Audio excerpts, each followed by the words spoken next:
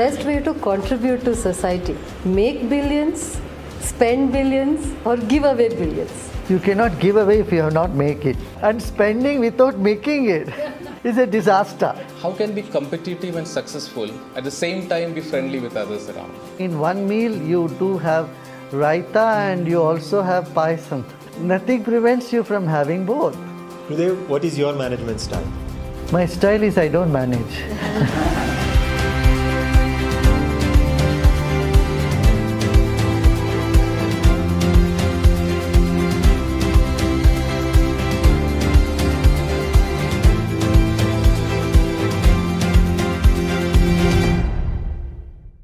As a leader of the Art of Living organization for decades and running it very successfully, have you ever felt any peer competition?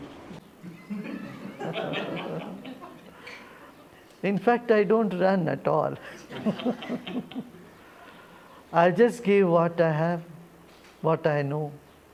Where is the competition there? Competition is when you want to get something, you want to achieve something. It's only a matter of giving. Even that giving, there is no effort. When there is no effort, there is no competition, no challenge. Gurudev, what is the best way to contribute to society? Make billions, spend billions, or give away billions? You cannot give away if you have not make it. And, and spending without making it is a disaster.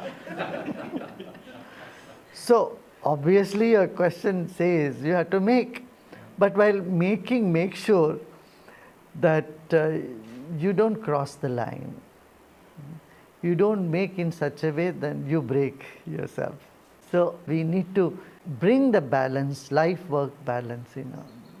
What's the magic ingredient of success and how can we develop a success mindset? Well, in the running race, you only look at your track and you do your best. You don't look left and right. If you keep looking at the left and right, who is going where, you will lose your race.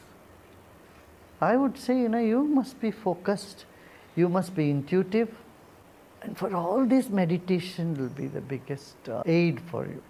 We meditate regularly, twice a day. Your intuitive ability will become better, and your innovative spirit becomes better. You realize your success depends on you and you only. Pulling down others is not going to make you run faster. We need to look at our track and put our 100%. For this you need enough energy. You need to have a stress-free mind and a clear vision of where you want to go, what you want to do. And intuitive ability. Without intuition, business cannot happen. You ask all the successful people, whoever had any success in thing, they said, sometime this idea came to me and it clicked. That is where meditation can be of immense benefit for businessmen. Your communication skills improve. Business, most of it is all about communication. Even a good deal can fall through if the communication is not efficient. And on top of all this, there is a sense of confidence that meditation can build in you, which can help you to grow and overcome all the obstacles that you might come across in business. Most of the disaster we create is due to our impulsiveness. In an impulsive way, emotionally you take a decision and then you keep regretting about it later, right? So meditation helps there also. All in all, it just brings so much happiness in you, which is the goal of all wealth. Suppose you have all the wealth and you are miserable, what good that wealth is for? Our wealth is for to create physical comfort and happiness in life. If this goal is not achieved, then there is a serious lapse there, isn't it? It's almost like saying operation is successful but the patient died. Most people do not even pay attention to this fact. And so they are unhappy, not knowing why they are unhappy. They are running around and they don't know where they are going, why they are running. Gurudev, in today's corporate world, success is measured by income, your position, stakeholders, social networks. The question is that all that success is? No doubt, success is measured by the wealth they have created and the reach out of that company or entrepreneur. But don't forget one aspect. If the person doesn't have confidence, he looks shaken, or if the whole setup is ridden with fear, I don't consider this as a successful venture. To me, a sign of success is an undying smile and a confidence that doesn't wither away. Guruji, I often land in a conflict between what I think is the right thing to do versus what my boss wants me to do. How should I navigate this? Just imagine you are a boss and everyone under you think they know better than you. They would be giving very hard time to you. You won't be able to execute any work.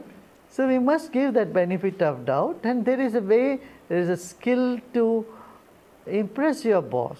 Give your ideas, but don't tell him your idea is wrong, my idea is good. You tell them, sir, I think this way, what do you think? Why don't you look into this? Why not we look into this? Don't even say you look in. Why not we look into this? This is better for the company, isn't it? What do you think? You know it better. The last word, you know it better, doses down the ego and it brings more listening in the people. These are communication skills. No business can work without teamwork. Even a boss cannot be a dictator in any business. There need to be consensus. There need to be consultations. They need to listen. A business leader will have to have all ears and eyes. For any business to be successful, a business leader will have to have multiple feedbacks. He doesn't have to take all the feedback, but at least he should listen to all the feedback. Gurudev, what is your management style? My style is I don't manage. I let things happen. Guruji, as leaders, how can we encourage our people to be good team players? And what are the qualities of an effective team player? One of the main ingredients of team spirit is tolerance. Tolerance to diversity. In your team, there are people who are all very different, and not everybody is same, but you need to tolerate, number one. Second, not question the wisdom of the leader. Doubt the leader. If you are doubting the leader, how can there be teamwork? Third thing is, when a goal is set, bring back your focus on the goal again and again. Not on the personalities, not on your colleagues. If your goal is paramount, you will take along all others with you. Gurudev, in the corporate world, how can be competitive and successful at the same time be friendly with others around? Yeah, these are two different aspects of yours. In one meal you do have raita and you also have paisam, pudding. Nothing prevents you from having both, right? One is salty and another is sweet, but you can enjoy both. In the same way, where you need to be friendly, compassionate, you need to be. And where you need to compete, you put your 100%. Competition is not necessarily out of jealousy or any negative feelings. Competition simply means you are doing your best. Actually, you are competing with yourself. However you did before, you want to do it better this time, even better. So you don't need to compare your performance with others.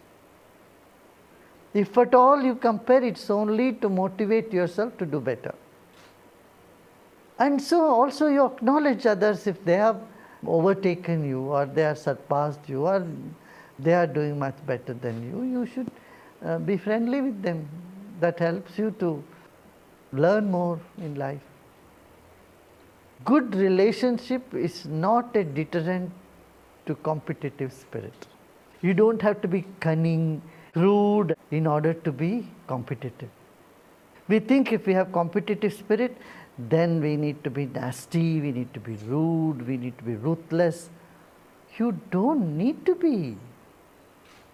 Ambition makes one restless for achieving the goal. Can peace of mind and ambition go hand in hand? Yes. Peace of mind gives confidence to pursue the ambition. Having just ambition alone can cause you nervous breakdown also. You have ambition, but you don't believe that it is possible to fulfill your ambition, or you don't have inner strength to pursue that path. What is the result? Nervous breakdown, sleepless nights. Passion for anything is in no way detrimental to invoking the inner strength or peace or compassion. They're all part of life. Gurudev, corporate life offers a lot of money, fame, power. Can one still achieve highest spiritual wisdom after aspiring for all this, and how? Following a good hygiene is in no way detrimental for your work. In fact, it complements. Similarly, spiritual practices give you your inner strength.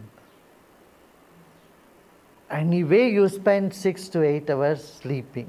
When you sleep, you are no longer doing business, right? You are not businessman 24 hours, I tell you. Like that, a few minutes of your time you take conscious relaxation or meditation, spending time in wisdom. This will complement your other activity. So one can be enlightened and a businessman. Yeah.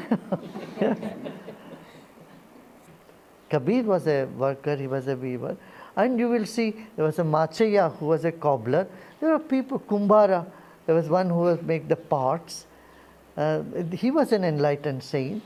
And similarly, there are many poets, many professionals. From almost every profession, there has been people who have been in wisdom, who have got enlightenment. So, don't think any activity, any profession to be counterproductive to spirituality, if it is done ethically. Anything done unethical definitely will hamper your spiritual growth. Gurudev, how should organizations drive entrepreneurial spirit with their employees? First of all, they should understand that this is the tree that's giving them shade and they need to nurture it. And a sense of belongingness to the business that they are working for. Okay, I do some work and I take what I need and I go. There need to be sense of connectivity or sense of belongingness with the business itself. Then there is reverence, respect for their sustenance.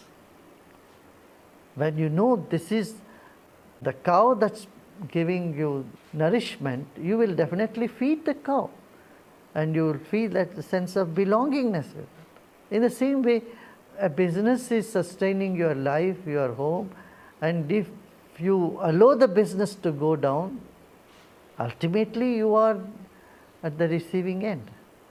Many saints in this country have said work is worship. If you can consider work as the source of your sustenance and attach the sacredness to it, makes a whole lot of difference. How does one ensure that they get well recognized for their efforts that they're putting in their organization? More confident a person is, more talented a person is, he always feels he has not been recognized. That indicates you are confident about your abilities. Better keep that. When it comes to receiving gifts, you should feel that you are not worthy of it, because you have got more than what you need. This is what makes you humble. As far as rewards are concerned, there's a difference between a grace and gift that you get from the divine. There you always feel you don't deserve what you are getting. And this is a sign of blissful, happy state. But when it comes to your action, and when you feel you are not rewarded enough, that shows you have a lot of talents, you can do even more, and you can do even better. And remember one thing, one day your efforts will always be recognized. If not today, tomorrow or someday later. Gurudev, as a leader, when I'm humble, people take me for granted. And if I'm firm, then they feel that I'm unempathetic. So how do I deal with this situation? Listen to your own conscience. If you have not been compassionate, your conscience will prick you. Forget about what others say. You don't need to pay too much attention to what others say. Your people's opinion change, their mind change, their comments change in no time. And if we base our whole action on someone else's opinion and their feelings, their emotions, we'll be nowhere. So we must listen to ourselves, our own conscience, go by our own conscience. In these times when you've had to lay off people and you have to take tough decisions, how do you lose your human values at that time, or how do you manage that? When you had to save a business, and for saving a business you had to lay off some people, you must do it. Don't have to get too emotional about it. Otherwise, if your whole business starts sinking, you won't be able to help even few others that you would have otherwise been able to. Yes, you can give them a better packet. You can see them off with compassion, in the sense of whatever best you can do to the people whom you are laying off. Such tough decisions impact people's lives and careers badly. So, do business leaders attract bad karma for such decisions? When you have to take such decisions, it won't bring a bad karma or anything like that. You need to see your capability and your need.